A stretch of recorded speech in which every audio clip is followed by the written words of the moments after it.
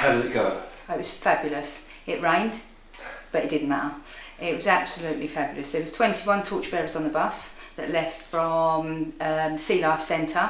I was dropped off at Chalkwell, at Dundonald Drive, and when I got off the bus, everybody was just there, all the friends, family, husband, dad, everybody. It was just phenomenal, but loads of other people. It was like he was a pop star. It was absolutely amazing, the amount of people that had actually come out to see. But that was all the way through from on the bus, all the way through Southend. There was crowds of people, all ages. It was just absolutely amazing. The British crowd really got behind everybody.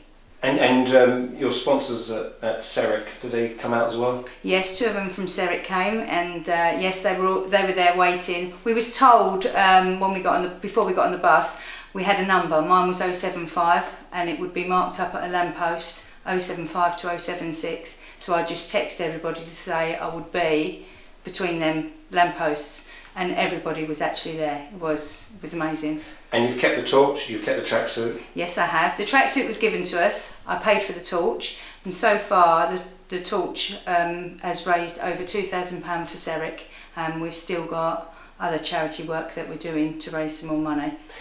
Do you feel, with the whole experience, that you've raised people's awareness of Sericc? Yes, and it's young and old. It's, you know, even going into schools, the schools have actually asked for me to say why I was nominated.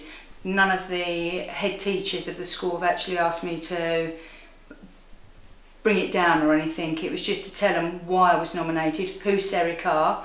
And one of the heads summed it up really well, that something happened to me when I was a little girl, and if you tell an adult, you can move on and live your life. And I thought she summed that up really well, especially to children that are in the infant school.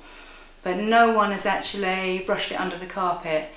Is it important for that? Because I know that DJ Danny Baker had cancer and he's in remission, and when he's been interviewed initially when he came out of remission, people saying, you haven't been well recently. He said, no, I have cancer. Yeah. Is it the same thing with abuse? Yeah, there is. I mean, say some of the older generation, you can see them walk away. If you see me out with the sign up and everything else, you see them actually dive past. But there has been some that have actually come up and, like, you know, give me a hug and a kiss and said, well done, there should be more people out there like you that actually raise awareness rather than it being brushed under the carpet. So that is quite a good thing. And your story is your Olympic involvement wasn't not just the relay, the National Portrait Gallery. Oh yes, for my story I was nominated to have my photo taken and put in the National Portrait Gallery for from, I think it was up in July the 19th till September. So we had a day up there with Duchess of Cambridge.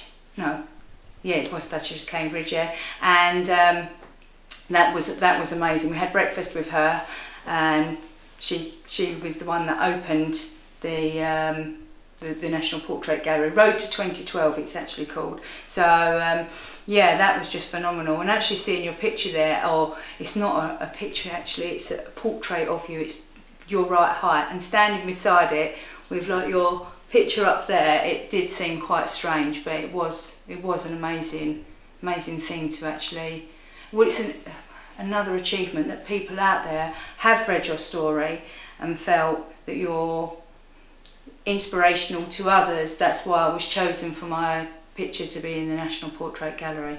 This has been quite a momentous time for you, and we're here in the final week of the Olympics, but what happens now for you, so to speak? Are you going to continue in form of work? Yeah, I would like to. I mean, I've done different things for Sericc, and I'd like to carry on doing that. Like they've asked me to do radio, newspapers, or when they had a talk to loads of MPs. I've done things like that, and I would like to continue to do that to raise awareness for other people that although you have been abused, you can either let the abuser carry on beating you, or you can try and move on with your life. You can't forget what's happened, but you can try and move on and live what life you have left the best of your ability.